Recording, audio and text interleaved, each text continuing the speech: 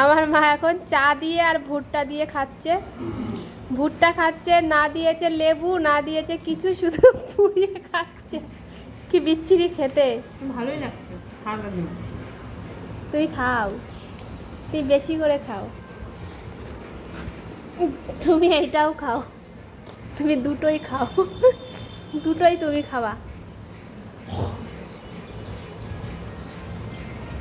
ও সেই খেতে, এত টেস্ট কেন? বিকালের টিফিন, এটা বিকালের টিফিন। চা দিয়ে আর ভুট্টা দিয়ে আপনারা কেউ খেয়েছেন? খেয়ে দেখবেন, সবাই খুব সুন্দর লাগে। পপকর্ন। পপকর্ন বানাতে ওটাকে এখন ছাড়িয়ে তেলে দিয়ে ভাজো, দেখো পপকর্ন হয়ে যাবে। এটা জানে, এই টিফিন যে একবার খাবে তার ভুলে যাবে। 1 বছর না খেয়েও থাকতে পারবে সে। বুঝতে পারো?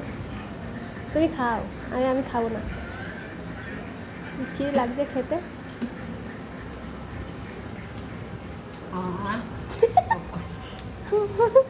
পপকর্ন খাচ্ছে, পপকর্ন পেটের মধ্যে গিয়ে পপকর্ন হয়ে যাবে ওগুলো।